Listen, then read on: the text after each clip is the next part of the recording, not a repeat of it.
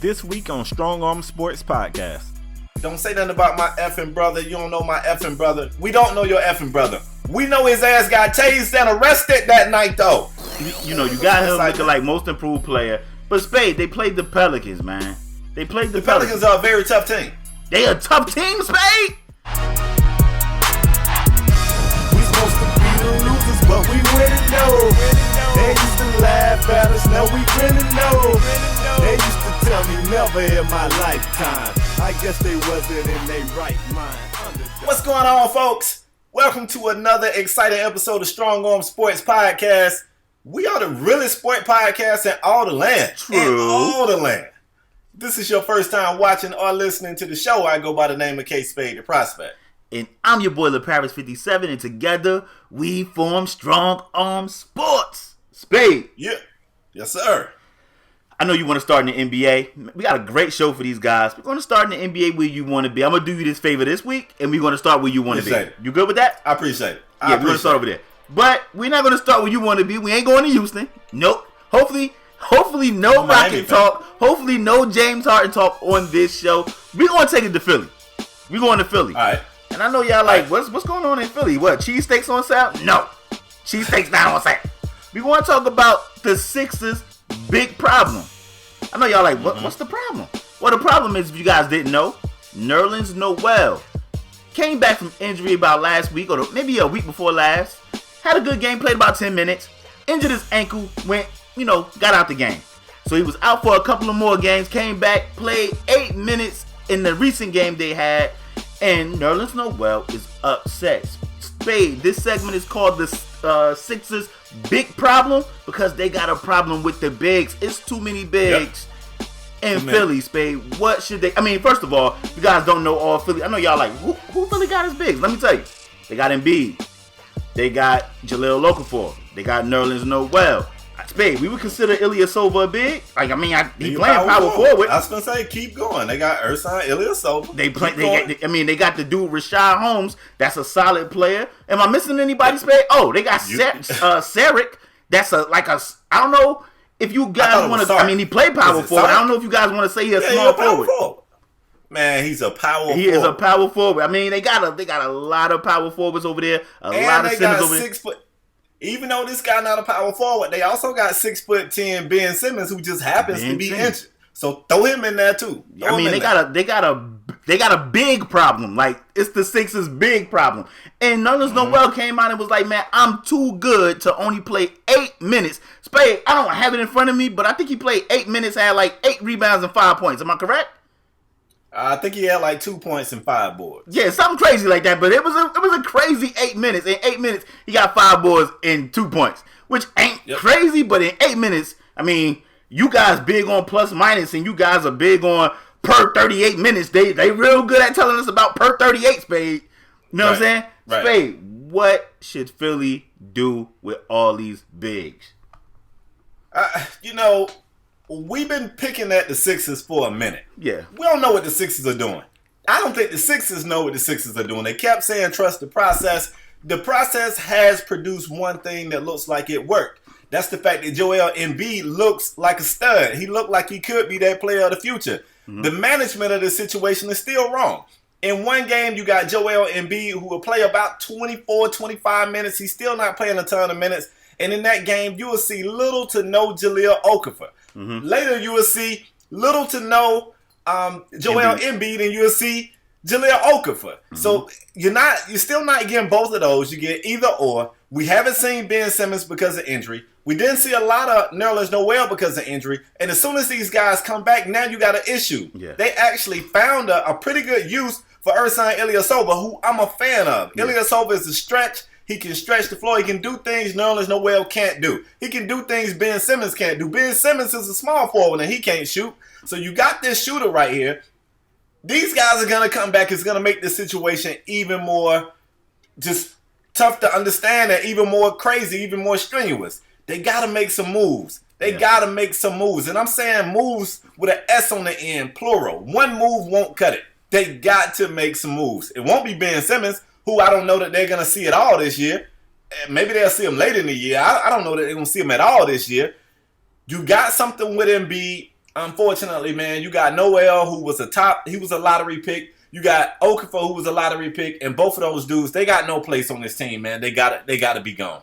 You know, it's so crazy, bro. You know what's crazy, Spade, is before we thought about even talking this topic on the show, we had this conversation when we was just chopping it up in the party.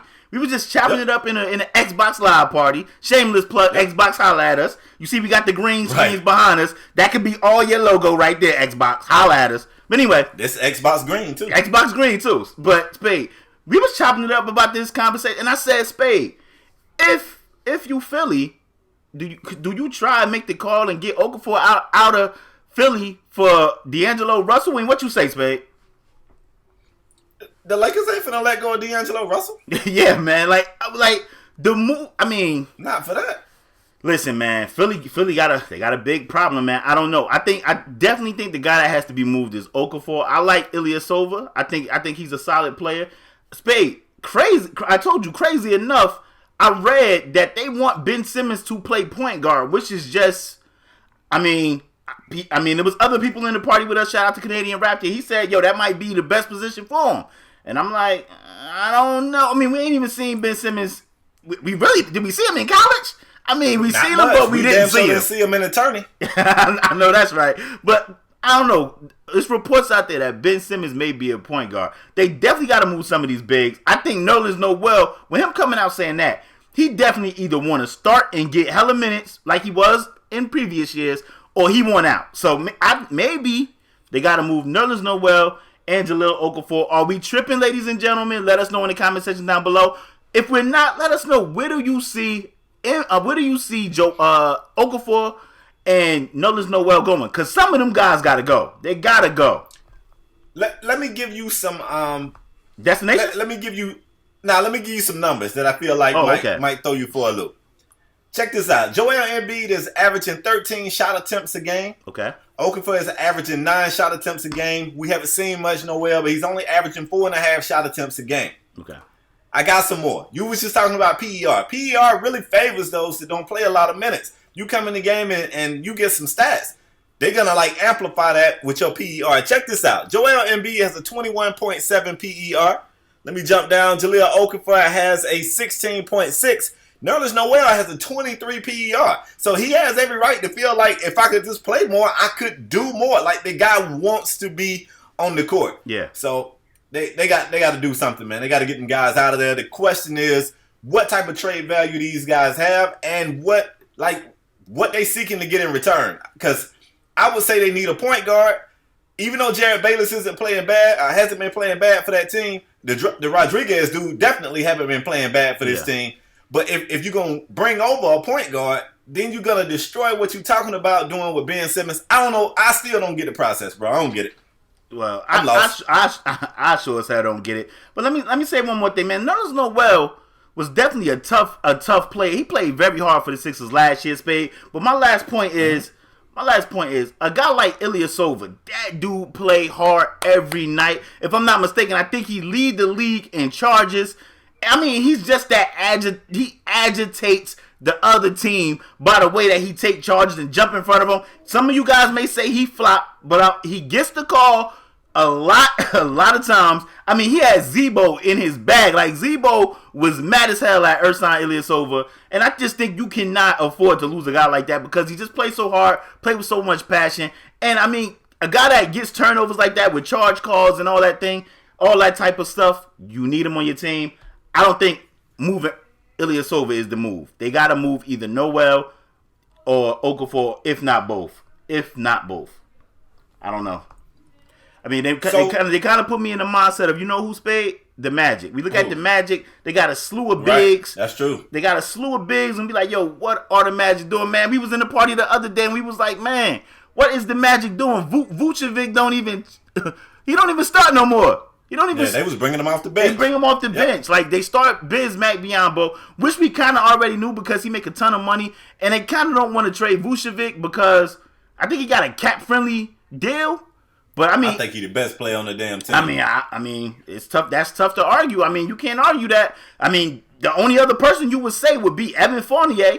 But Vucevic, he led him in scoring. So, that's who Philly kind of put me in the mindset of. He just got a slew of bigs, and they just all in the way. They in the way. Let me ask you a question. Go ahead.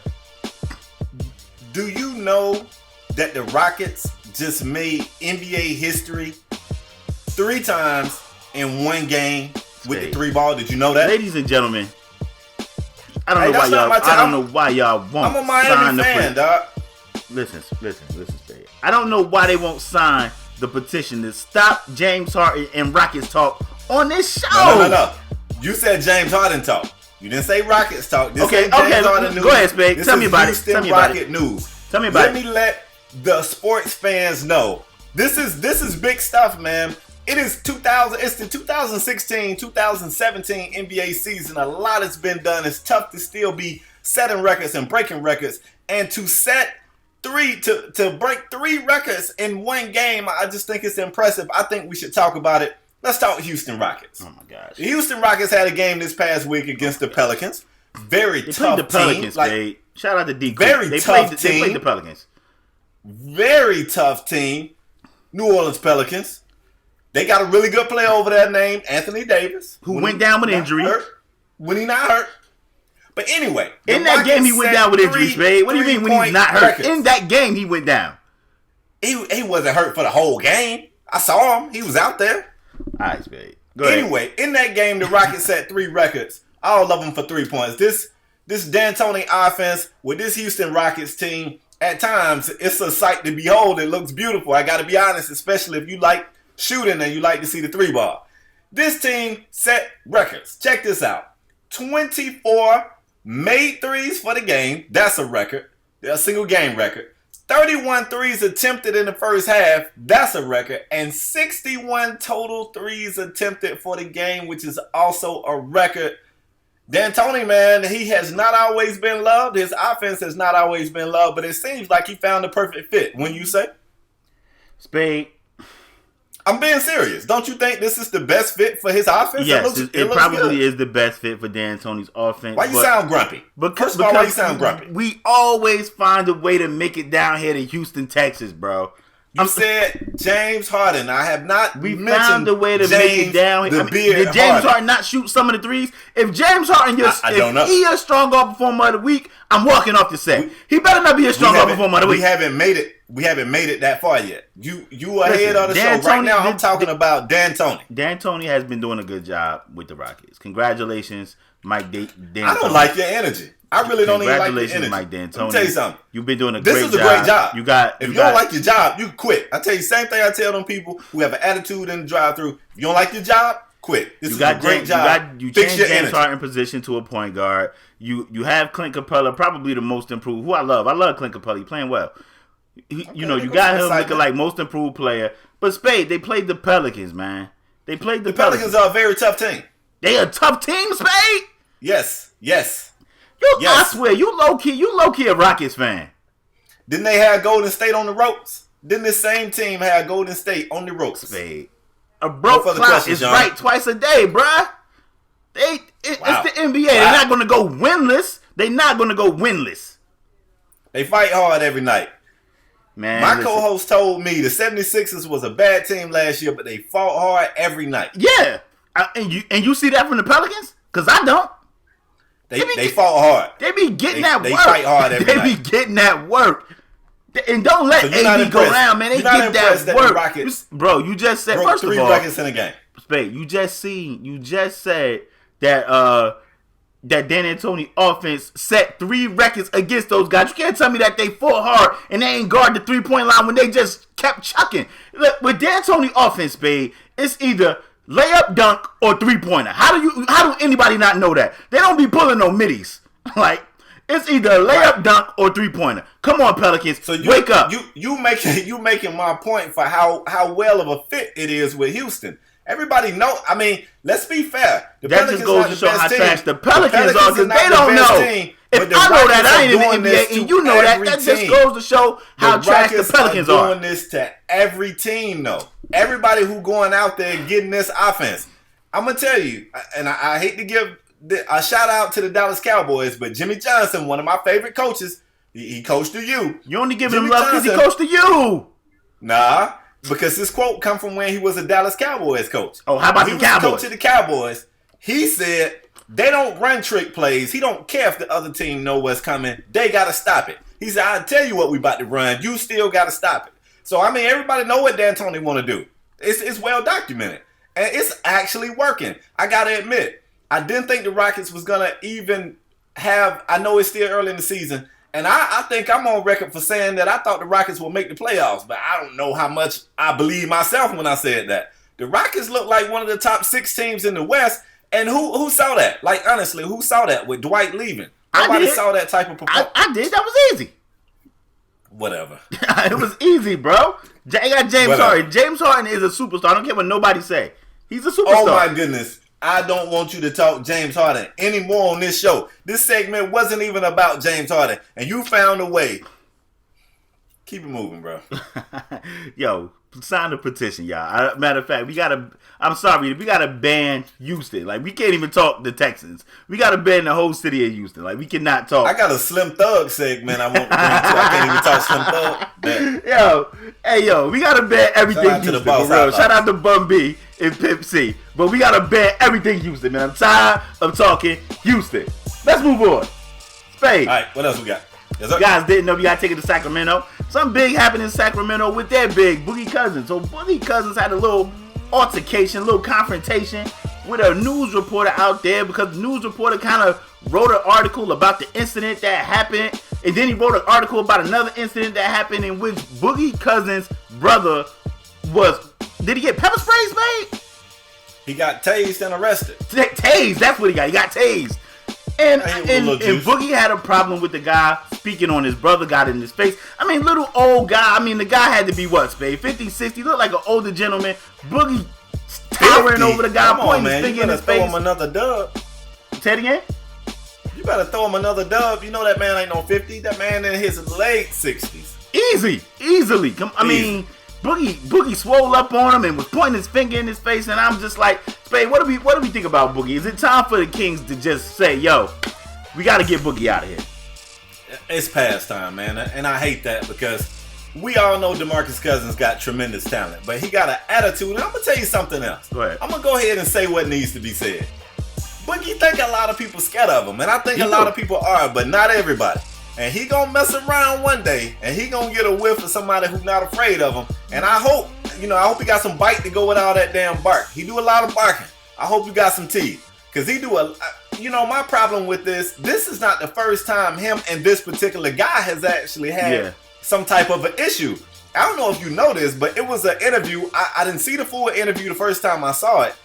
I just remember Boogie was talking. He was answering a question. In the locker room after the game, and the guy asked him another question, and he kind of shot him to death there. And he was like, I wasn't through talking. I'm still talking. And the guy was like, oh, my bad. Well, this is the same guy. So, like, the notion is that he just be bullying these guys. I'm going to say this and then I'm going to shut up. He told the guy, you can write whatever you want to write about me, but don't say nothing about my family. Don't say nothing about my effing brother. You don't know my effing brother. We don't know your effing brother. We know his ass got tased and arrested that night, though. So if you don't want us to say that, tell your brother to stop getting tased and arrested. Because we do know that. Mm-hmm. We know enough to say that, which is what he said in the article, and it was factual stuff. So don't get mad at him. Get mad at your brother. That's one. And another thing, too. I'm going to say this. My thing with Boogie, who says, I don't care what you write about me, but don't say nothing about my family, that's a lie. Because he's got reporters that he won't talk to because he didn't like something they wrote about him. So can they really write about you? Can they say what they want to say about you? I don't think you can say anything that Boogie don't like, or you're going to have to deal with this spoiled brat. And come on, Boogie. Like, I love you on the court, man, but stop selling these wolf tickets, man, for somebody to buy a couple of them. Stop. I'm going to start off by saying I'm a huge Demarcus Cousins fan.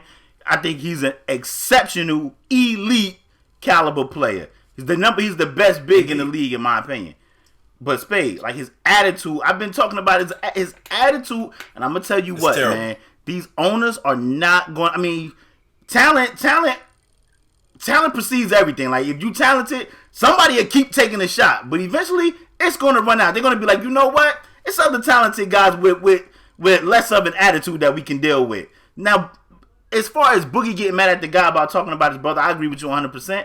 Ain't like dude was just talking about, like, I said to you, Spade, off camera. I said, ain't like Boogie brother in the trap, minding his own business, ain't got nothing to do with Boogie, and this dude just writing. Do you know Demarcus Cousins' brother do such and such and such?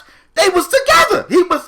He was talking about an incident that Demarcus Cousins was in, and his brother was right there with him. So it coincides together. So for Boogie to get upset about this guy mentioning his brother in that article, I think is just infantile. Like, it's crazy. It's crazy. Like, Boogie, spoiled brat is the perfect word. Like, he's too good and too talented to be dealing with these type of issues, man. Just either do the interview or not. But for you to swell up in that old man face like that, come on, man. And the crazy thing is, they say about guys, they say this about guys like Boogie.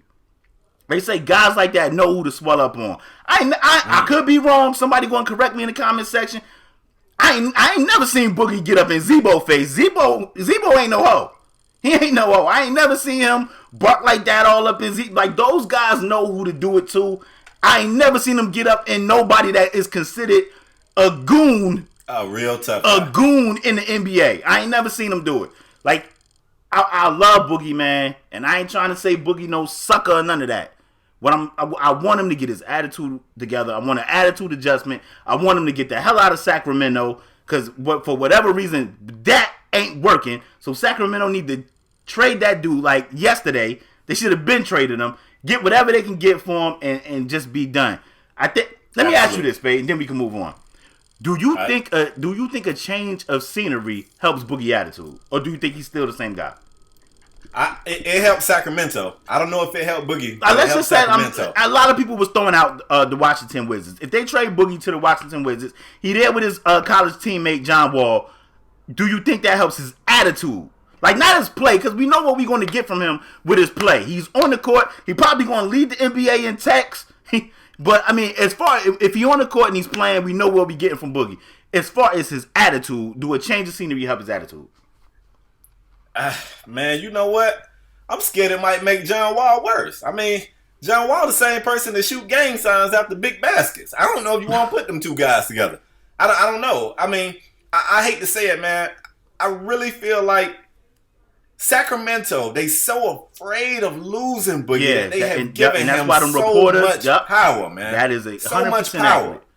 Yep. You gotta send Boogie somewhere like San Antonio. I mean, I don't know. San Antonio don't need him. I'm not saying that, but it got to be something like that. It's got to be a real structured system where these are the rules. I don't give a damn how big of a star you are. Yep. I don't care if you want to be traded. I don't care if you won't play. This is the rules day in and day out for everybody. It's got to be a system like that, and I don't know that the Wiz got that system. I'm not saying they don't. Spade, I don't think nobody else in the league probably got that system like San Antonio, because you want to know what? Maybe not. The system oversees that talent. They don't care. They don't care. Sure don't. They don't care. They will get you up out of there, and I don't know if anybody else in the league had that. I kind of want to say the Heat with Pat Riley, like he got that. What's the word I want to use? Be. I'm with you though, because we've seen Whiteside lose some minutes. That's what I'm saying. Attitude. Like, they don't have no problem sitting a guy down over there. Like, he has that prestige is what I want to say. Pat Riley has that prestige, and he demands respect. You just seen him get Wade the hell out of there. So if he treat Wade and LeBron like that, who got him rings, I don't think he'll have a problem treating Boogie a certain type of way. I'm just saying, it's maybe them. But as far as San Antonio, that probably would be a place, because Popovich ain't about to take no crap from no Demarcus Cousins. Hell no. Like, I root for Boogie. I love Demarcus Cousins. I stay up late to watch the Kings games when I know they're going to lose, because I know Boogie Cousins is going to beast, man. But his attitude sucks. And I don't know, man. He swell up on the dude. I want to say this. I wish. Go ahead, Spade. It annoys me because it annoys me. It annoys me because he's so good, bruh. He's so good. Yeah. He's so good. He takes the spotlight off of himself. People don't get a chance to talk about how good he is, because they're always talking about this kind of negative stuff. That's right. Kind of want to go back to what you said about Pat Riley. And I'm not being a homer here. I'm not going to make this a Miami Heat segment, but it brings back the disappointment of Wade not being brought back, because even though I feel like Pat Riley has that prestige and that approach and that attitude, you gotta have like that general on the floor to be your second voice. Yeah. And I don't know who that person is on the Heat right now without it being Wade, because it was numerous times last season that we saw D Wade. Yeah. D Wade banged the cannon on Whiteside in a post game interview. They just got the win. We seen him on the court in the game. Well, I don't know about that one, but I know like it was on the court right after a win, and they was like, congratulations on the win. And D Wade was like, Hassan Whiteside is gonna have to fix his attitude if he want to be a part of this thing. I was like, oh shit, like it just caught me off guard. So with Wade gone, who's that voice in the locker room? Even though Pat Riley's that guy, who's that voice in the locker room? Every single one of those Spurs, especially the old heads, the Ginobili's and the Parkers and them guys, but like they are Pop's voice as well. Yeah. So I don't know, man. Bro, it's reports out there that Tim Duncan has, like he ain't playing, but he's still in the locker room. He be there working out with the team. They said Tim Duncan still be there. So in a flannel shirt. He still be there. So I don't know, man. Demarcus Cousins is so good, and his attitude, I'm telling you, man. We done seen a lot of talented guys that we like, yo, that dude could have been it, but he did such and such and such. Yep. And Boogie Cousins could either be a Hall of Famer or he could be an 8-year pro with a bad attitude, or a veteran player with a bad attitude that don't nobody want to play with or deal with. Yep. Because he got the potential to be a great big, like a Hall of Fame big, but that attitude, boy, that attitude sucks. It sucks. I don't know, homie. I agree, bro. Let's have some fun. You want to have some fun on the show? Can we? Let's have some fun. Now, for those watching the show or listening to the show, we got this top 5 thing that we do every so often. Yeah. And you guys really like it. We really like it because we're competitive. We like to get into who had the best top 5, and we do it for positions in various sports before the season starts. And we kind of at that point this week because we gave y'all a late show kind of toward the middle of the week.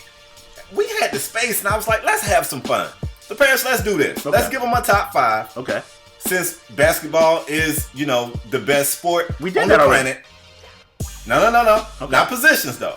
I got something else. Let's give them top 5 basketball movies. Let's give them our top 5 basketball movies. And you can give a list that I'm sure will be a little bit, inferior to mine. And then I'll give the best list. And all the viewers and listeners can kind of chime in and give us their top 5. Sound like a deal? Yeah, let's get it. All right. So how you want to do this? You want to go from 5 to 1 your way, or you want to give your 5th, I give my 5th? How you want to do it? Yeah, let's do it like that. Let's do it like that. You go first. All right, I go first. My 5th best basketball movie, I'm gonna have to give it to Spade. You probably never seen this movie because you a Georgia boy and you don't really mess with movies that's from up here. You don't. You kind of like northeast. I don't know that's true. You kind of northeast bias. Like you don't mess with us. You don't mess with the northeast up here. True, New York, and you don't mess with New York, Jersey, Connecticut. You don't mess. I mess with y'all good stuff. I just don't mess with what you got. You know what I'm saying? What you got? Okay. At number 5, I got a movie called Rebound: The Legend of Earl, the GOAT, Man of GOAT. Kind of put Don Cheadle on the map, like Don Cheadle played Earl, the GOAT, Man of GOAT. And Spade, it was a great movie, man. It was about the like rise and fall of a street legend. Everybody know the GOAT. And he was a beast, Spade. I don't know if you ever seen that movie, but if you haven't, you need to check that movie out. The Earl Man of GOAT story. I'm gonna be honest. I'm gonna have to put that in my queue. I haven't seen that. It's a great movie, Spade. Might be a great movie. For obvious reasons, it didn't make my top 5 because I never seen that movie. Okay. I'm gonna go a little more mainstream with my number 5. My number 5 could have been a whole lot higher, and I struggled with this. You let me know how you did it. I was like, do we go with a real good story? Do we go? We talking basketball. Do we want a movie with good basketball scenes in it? But nonetheless, at number 5, man, I'm going Love and Basketball. I really like that movie. At 5, okay, it's on my list. It's on my list. Go ahead. I went there at 5, man. It's a great movie. Spade. I kind of got Love and Basketball a little higher, but I ain't. Hey, Love and Basketball 5 on the list. Want me to go 4? Go 4. At 4, I got Above the Rim, Spade. It gives me more of that street basketball, but some real life in it with some good story. Yeah. We seen the rise, we seen how basketball players deal with street life, school life, how people are pressuring them to do other things. Yeah. So at 4, I have Above the Rim. Plus, it got my dude Pac in it. It got Tupac in it. Hey, that's a hell of a movie. It's on my list. Okay. A little bit, I treated it a little better than you did. Okay. At 4 for me, man, I'm gonna go with a movie that did the same thing. Got some street in it. Kind of showed you that people have to deal with some things off the court as well. Number 4, man, I'm going Sunset Park, yo. Sunset Park gotta be on your list. See, that gotta be. It's not on my list, babe. It's not on my list. Listen to me. But it was like this one or this one. Like it was like Sunset Park or the Earl Manigault story. So it was up for debate. It was up for debate. Okay. It was up for debate. Let me go 3. At 3, I got White Men Can't Jump. I mean, It's a classic. It got Woody Harrelson. It got Wesley Snipes. I mean, it got my girl Rosie Perez. It got Rosie Perez in it. Like, I love Rosie Perez. But White Man Can't Jump had a great story. You know what I mean? Another like kind of street basketball game. Dudes can ball though. Definitely trying to make definitely trying to make a way for their family. Both parties, white and black. White Men Can't Jump. Number 3. Is that on your list, babe? It's on my list. Okay. It's on my list. Okay. Again, I love it a little more than you do. Okay. At 3 for me, I'm gonna go Above the Rim. Okay. Same reasons you gave. I just had it a little higher than you, but I'm gonna go Above the Rim. And you said you spoke on the Tupac notion there, but you also got to show some love for my boy Marlon Wayans. Marlon acted his ass off in this movie, man. Marlon, you was hooping. You was hooping, fam. That form on that shot, you was hooping, man. Yeah, he did. Let's switch it up. I want you to go number 2. Okay. Number 2, man, this one right here, my 1 and 2 was very tough, but for 2, number 2 for me, He Got Game. Okay. He Got Game is probably one of my favorite basketball movies of all time. I felt like it's crazy for it to have a real NBA player in it. It was real story heavy to me and have a ton of basketball in it. So for that reason, man, I threw it at 2. At 2, I got Love and Basketball. I think definitely story. Wow. I think it's something you could watch with your girl. It ain't something that I would watch Above the Rim and these other joints with my chick. But Love and Basketball is going to have her like, oh. So I definitely think it was a great movie. I like that. think Love and Basketball was an amazing movie as a whole. I mean, definitely when you're talking about college and what these dudes got to deal with in college with girlfriends and trying to juggle a girlfriend in school and sports and trying to make the decision to go pro. It was a great movie. It was a great movie. Indeed. You want me to go number 1? He dealt with a lot of real life stuff, man. Yeah, go number 1. At number 1, I got He Got Game. To me, He Got Game is the best basketball movie of all time. Now, I know it's going to be a ton of people in the comment section like, yo, no Hoosiers? No Hoosiers. No Hoosiers. I got He Got Game as the best basketball movie of all time. Dealt with a lot of things. I mean, you see Ray Allen in that movie. He's taking care of his sister. You see that his parents had to deal with domestic violence. The father trying to get back in his life. Then you see agents trying to persuade him to go here, trying to give him stuff. That's what these kids got to deal with today. I think it was written very well and it was an entertaining movie. So He Got Game is my number 1 basketball movie of all time. That's a pretty good list, bro. Except for that whole Sunset Park omission. Your list and my list, they pretty much the same. But I bet you if you watch the Earl Manigault story, I bet you think it's better than Sunset Park. I don't know because I don't know. It might. It might. I can't knock it. I ain't seen it. At number 1 though, man, I got White Men Can't Jump. Okay. For the same reason you said, but I'm gonna take it a step further. They showed them dudes was really hooping, man. He was. Woody and I'm having a brain fart. Wesley Why the hell I can't think of old boy name? Wesley, they was hooping. Like, there wasn't no extras, fam. Them dudes was hooping, and they was out there getting it in.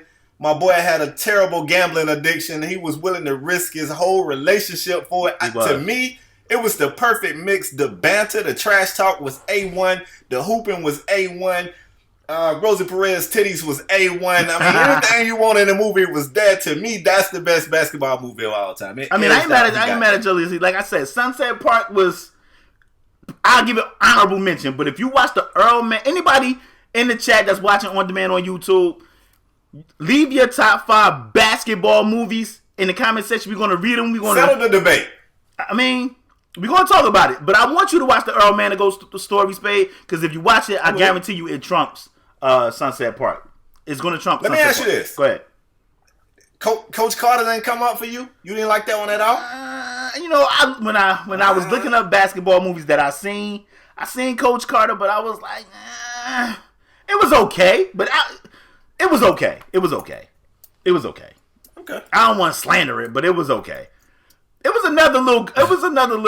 like two comedy movies that I was going to bring up. I was going to bring up Semi-Pro with Will Ferrell just because it was funny. It was like real comedic. You know what I mean? So I was going to bring up Semi-Pro, and I was going to bring up this other. I know I got a movie up here called Rebound already, the Earl Manigault story. But I was going to bring up another movie called Rebound with Martin Lawrence. It was funny to me too. The movie did terrible in the movies, but I liked the movie. It was funny. This was good Martin. This was good Martin.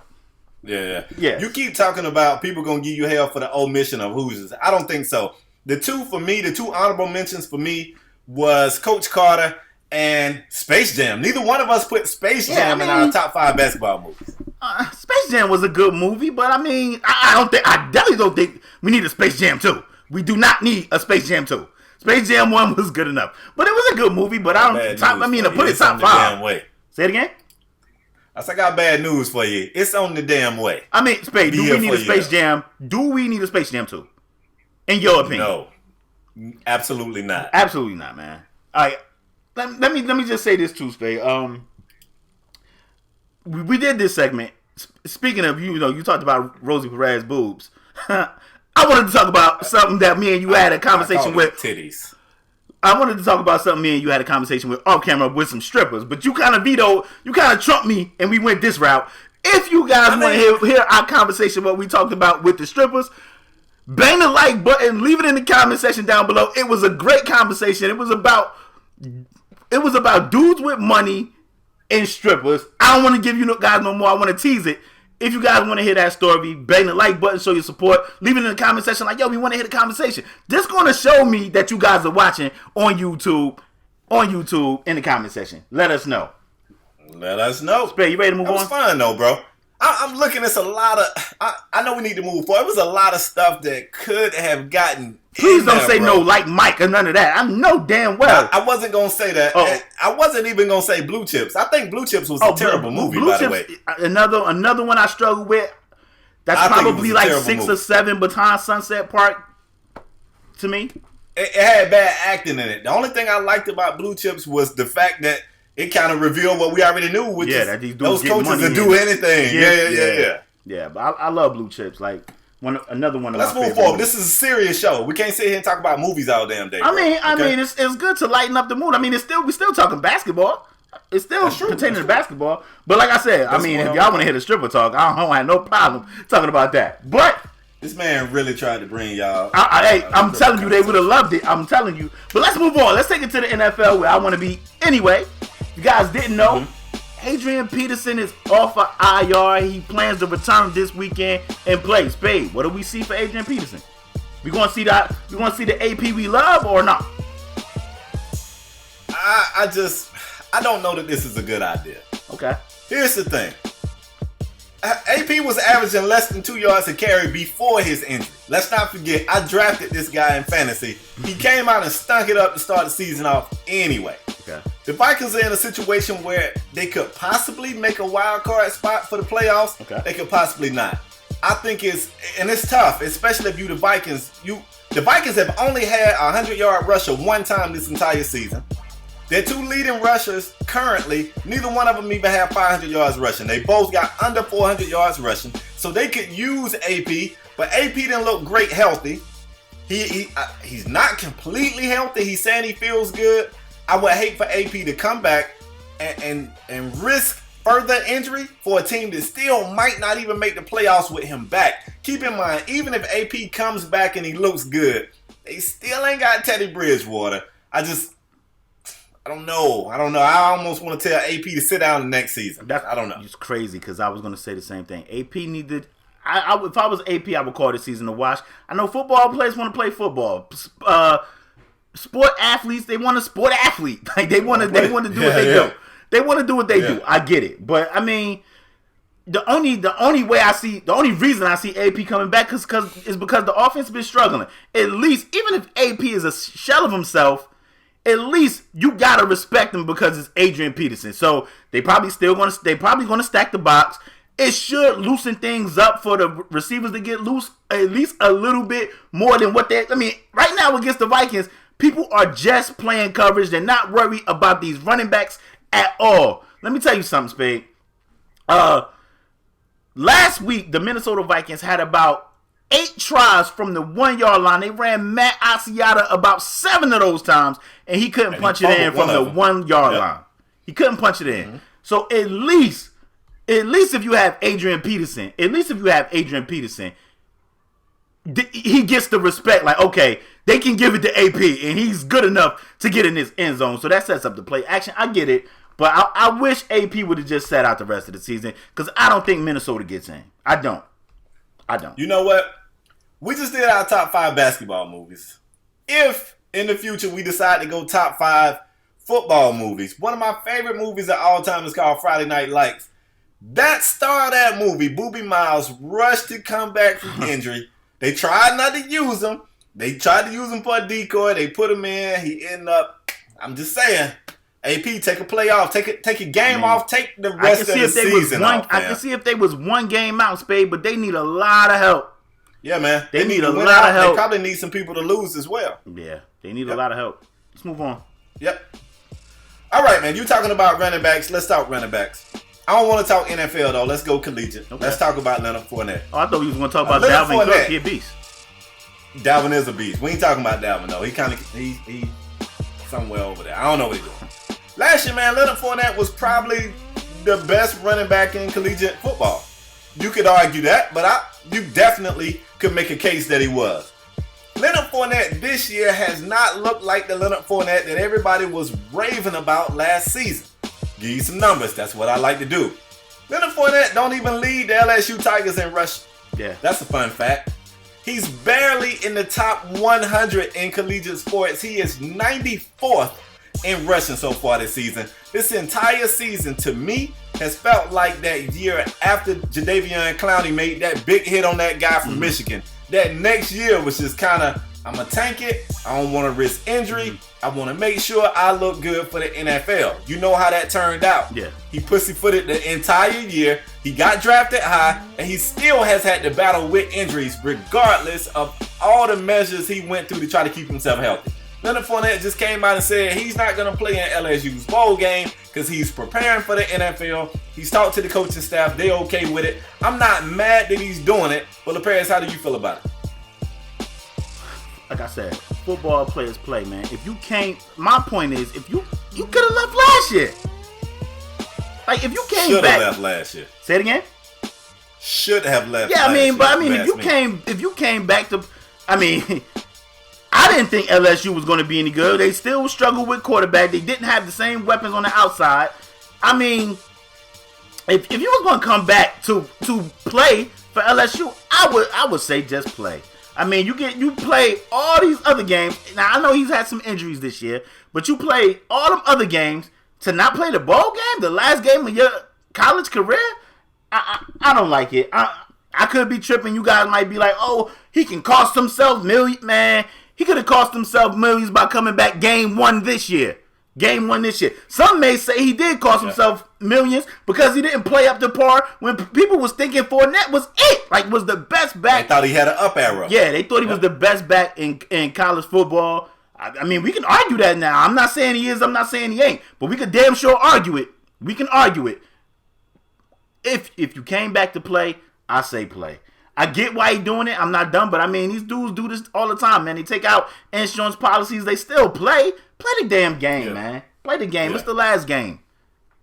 I'm not mad at him for doing it. I'm going to say this. And Leonard, since you're not playing, hopefully you can get the podcast while you're training for, the Combine and NFL Pro Day. Let me say this to you. I ain't mad at you for protecting yourself and making sure that you can go into the NFL draft looking as good as you could possibly look. But let me tell you, after doing this, you better look good, bro. Because if you go out there and you don't look A1, if you think these sports analysts and draft scout experts and all this, if you don't think they gonna roast your ass after this, you basically took the whole season off, even though it was some injury issues. You look subpar. Matter of fact, even though your numbers came out looking okay, I don't remember the opponent, but LaParis, it was one game in particular that Fournette went off. He went off. And I think that game kind of saved him. I want to say it was Ole Miss. I could be wrong. I know somebody will correct me in the comment section. Hopefully. That one game kind of saved him. So if you do this right here, really, man, all eyes are on you. All eyes they on him, bro. Because if you do this, he go and kill it on the pro day. He kill it at the combine. He get drafted, and he looks like he can make an immediate impact to the team that drafted him. You may see more kids doing this. But if this guy go out there and lay an egg, woo, they're going to talk about this forever. Yes, I just hope you're ready. It was Ole Miss. 16 carries, 284 yards, 3 touchdowns. Yeah, almost 300 yards rushing. That's right, because I don't even think he got 1,000 yards on the season. I think he only got like 900 or something yards rushing on the season. So you consider 300 was in one game. Yeah, he got 843, Spade. 8 touchdowns. Not even 900. Exactly. That's what I'm talking about. So if he got 800 or something on the season, got 300 in one game, I'm telling you, man, I hope it works. Let me ask you a question, Spade, and then we can move on. LSU play Louisville. Do Fournette think, like, yo, we don't got a shot, so I ain't even playing that joint? I mean, I don't know. Might be a little bit of Ben Simmons in him. I really don't think it's about winning or losing, though. I think it's about, look, the last thing I want to do, knock on wood, go out there and have a Willis McGahee, and you know what I'm saying, last game of the season, I'm ready to go pro, I've declared for the draft, go out there and get injured. That would be catastrophic. And I understand his fears. But like I'm saying, with the measures he's taking this year, if he don't go to the league and tear it up, he'll never hit the end of it. Never. Yeah. Look, you came back for this. I say play. You came back. Like, you could have bounced. Should have went. You could have bounced. Like, you only need 2 years of college football and then you could go pro. You had that. You could have. You already look my age. You look my age anyway, Leonard. And I'm gonna tell you, like, I'm gonna tell you what. Been ball since 16. I'm gonna tell you what, babe. With the season he had last year, he probably could have been like a top 5 pick. I don't see him being a top 5 pick. I meant top 10 pick. He could have been a top 10 pick. I don't see him being a top 10 pick this year. I could be wrong. We'll see once the draft come. But I mean, people arguing about the McCaffrey kid. Like, people talking about that guy. It's other. I mean, I told you I got a problem with backs going in the first round. Anyway, I think you can get it back in the 5th round. That it depends on the offensive line and the scheme. You get the right guy, he can be a stud. I mean, look at guys like Terrell Davis. I mean, yeah, you can find a running back. TD I'm just saying, if Leonard Fournette came back, I would say play. He don't want to play. Yeah, I get it. I understand, but I some big names gonna be out there. I would have played. Yeah, they gonna Mel Kiper and what's my other dude name? Todd McShay. Todd McShay. Oh, they gonna be on him. They gonna be on him. Like, well, he looked kind of slow. He looked kind of overweight. They gonna be on him. So he better not just be chilling. He better be working. And if history has taught us anything, the Greg Oden rule said when players look old as hell, their body usually react like it's old as hell too. You should have went last year. Just saying. Let's move on, Spade. We got a pick 'em game. All right. Yes, sir. I won last week. You know that. You picked Portland, Spade. I picked Portland. We would have had the same pick. But I said, Spade, don't change. Like, pick Portland. You did not say don't change. Spade, I said don't change. I said stay with Portland. You was like, said, so what you gonna do? You gonna change? I want to go with OKC. And they went out there and got that work. Now, y'all know I love Westbrook. You wanted me to change so bad. Frustrated. I was like, let me think about it. You was like, what you gonna do? You gonna change? You want to change? Go ahead and change. I was just asking. The people wanted to know, man. Failure. You picked Portland and I picked Portland. We could have stayed the same. And the same thing can happen right here, Spade. We got a great pick 'em game for you guys. And it's the San Antonio Spurs versus, I said we can't mention these guys on the show anymore, but they playing the Houston Rockets, and we know how much Spade loves Houston. On Tuesday, December 20th. I love Miami. On Tuesday, December 20th, the Spurs are taking on the Rockets. The Rockets are home, Spade. Who do you have winning the game?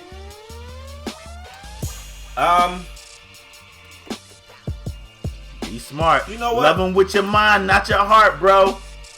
What are you talking about? Love them with your mind, not your heart. The perfect scenario for me would be I'd trade Goran Dragic for James Harden, straight up. Like that trade would ever fly. I just want to get Harden down on South Beach, man. Join my team. I mean, I want to trade Taj Gibson for Kristaps Porzingis, but like, let's So stop. we both dreaming. Bet. I was gonna say, so we both dreaming. Yeah. I don't know, man. The Spurs are still the Spurs, but this is a road game.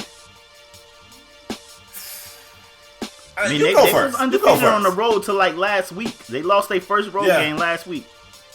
You go first. Who you like? No. What you mean? No. Why I gotta go first? Because this is how it works. This is how it works. I do the segment, you go. Go. Pick a team. Pick the Rockets. Why you do? See what you're doing?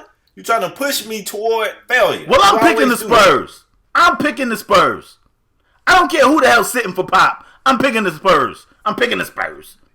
Well, I just got a damn text from James Harden. It's a believe. Give me the Rockets. Okay, James Harden gonna get a trip dub this game. I would love to get Clint this Capella. 2-game lead on him. It should be 3 games. ain't Check gonna the matter. tape. It should be a 3-game lead. Check the tape. Check the tape. Check the Ain't no tape. Right now I'm up 1 game. It should be a 2-game lead right now. If I win this game, it'll be a 3-game lead. Check the tape. Give me the Rockets. Okay, give me the Let's Spurs. go ahead and move to the last segment of the show today. We call this segment the Strong Arm Performer of the Week. True. It's really the Heisman of podcasts. It really is. It's the best accolade you can get from not being a guest. You either can be a guest on the show or you can get this highly coveted award we call the Strong Arm Performer of the Week. Spain, let me cut you off. Give this. Let me cut you off. Could you imagine if the NCAA gave out a Heisman every week? These guys should feel ecstatic. Like, imagine if the NCAA gave out Heismans every week. Imagine. It would be a great thing. Leonard We Fournetter give would out the only- Heisman of podcast every week, Spade. We give out 2. 2! That's 2. right. That's right. But continue. Impressive. We get this award to the male or female. I give it to a male or female. The Paris, apparently, he got an issue with female athletes. Just saying. Oh, check the tape. That's what he like to say. Check the tape. But we get this award to a male or female who raised his or her level of play to ensure that their team got the victory. Paris, you on the hot seat. Who you got this week and why? For the record, I have given Strong Arm Performer of the Week to Serena Williams numerous times. I have given it to numerous WNBA players, and I also have given it to And I also have given it to Danica Patrick. I also have given it to the race car chick, Danica Patrick. What? Check the She tape. ain't even won no race. Check the tape. This guy. Check the tape. I also have given it to no, I didn't give it to Danica Patrick for a race. I said she do the race cars. I gave it to her for them GoDaddy commercials. Leave him to my. Come on, man. I gave it to Danica Patrick for them GoDaddy commercials. But anyway, nonetheless, my Strong Arm Performer of the Week goes to, and it hurts my heart. It hurt my heart. It hurts my heart. It goes to the Greek Freak. It goes to Giannis Antetokounmpo. He had 30 points, 14 rebounds, 3 dimes, 3 steals in Game 1 versus the Bulls. But not only that, they played the Bulls on a back-to-back like Drake. They played them back-to-back, a home and home. Wait. What? Wait. What? Now, we just discounted the Rockets' record night because they played a trash team. But we not going to discount Giannis Antetokounmpo because he dropped off a trash team 2 nights in a row. The Bulls are not trash, bro. The Bulls going to make it to the Eastern Conference Finals and lose to the Cavs. Check the tape. Please. I said it. Check the tape. Let's end this because this guy is clearly... Check the tape. I said wild. That was my bold prediction before the season start. You watch it happen. You watch. Like I said, on the second night of the back-to-back, the dude had 22 points, 7 rebounds, 11 dimes, 3 steals, and another block. And 2 back-to-back wins against my Chicago Bulls, man. And for that reason, Greek Freak, you are my Strong Arm Performer of the Week. The Greek Freak literally beat us by himself. Him and Jabari Parker went wheels. They went wheels. They'll only work against bad teams. Anyway, I'm going to do something a little different with mine. LeParis literally, I don't know if this can get you in trouble with the law. If there's any cops that watch or listen to the show, this man literally threatened me before the show and told me that even though James Harden had a record night against the Pelicans, I could not select him as my Strong Arm Performer of the Week. Hey, I ain't no sucker. I ain't scared of the police. I said it. Check the tape. Check the tape. You hear? You hear? So I'm gonna do something a little different. I'm actually not gonna give mine to a player. I want to give mine to a sideline reporter. I want to give my strong arm performer of the week to Craig Sager, who lost his battle with cancer. Everybody loves Craig Sager. It's tough to be, a person that everybody like. I don't know one person that got a problem with Craig Sager. He was the only person that could get Greg Popovich to not be an asshole sometimes. He was just a tremendous spirit. Do yourself a favor, if you probably backed up in your tear ducts and you want to get some tears out, go YouTube his speech at the ESPYs. It was an amazing speech, man, and I've lost loved ones because of cancer. LaParis has as well. And, it hits home anytime I see somebody lose their battle with cancer. It hits home. And, man, it's just crazy. Craig Sager had such an impact on so many people. And he was just, I don't know, man. He really lived life. So, he's gone, not forgotten, won't ever be forgotten. To me, I thought his style was fly. Best dress I ever seen before in my life. Yeah. Craig Sager, you are my strong arm performer of the week. Well deserved. We love Craig Sager, man. Not only for his style, but I mean, his persona on the sidelines, man. He was just everybody that talked about him said he was just a great guy. He was a great sideline reporter, but a better guy. He will be missed. That's a great strong arm performance, Spade, man. Craig Sager will be missed. Hashtag Sager strong, man. He will be missed. He will be missed. Spade, that's it. Yeah. That's the show. Great show, right? Yeah, of course. That's what we do. It's great shows every damn week. Where you been? You know? You're right about that. But as usual, we didn't do a live show. We want to thank you guys for joining us for another on-demand show, another on-demand Strong Arm Sports. We want to thank you guys for rocking with us, man. If you new here, as usual, bang the like button. If you're a regular here, hit the like button. If you don't want to see two dudes in a box talking, you know what to do. We got audio podcasts everywhere on SoundCloud, UPodOmatic, iTunes. We want to thank you guys for making us. We've been in the 70s consistently over the past couple of weeks. I don't know what's gotten into you guys, but let's see, can we get to the 60s and 50s? And it make me feel good because I know we competing with bigger podcasts like them ESPN dudes and them fantasy dudes, with them dudes making all that bread over there. So we competing with them dudes because they over there in sports and recreation. They need to have their own segment like Hustle and Flow or something over there. They need to have their own segment, their own little genre. But we want to thank you guys for your continued support, man. We appreciate y'all. Hopefully you guys love this show. I mean, if you want to hear my little story about the strippers, like bang the like, show your support in the comment section. Tell Spade y'all want to hear it, man. He vetoed it. He cut it out. I wanted to talk it. He cut it out. But we want to thank y'all for your continued support. And we'll see you guys next episode, man. We out. Peace.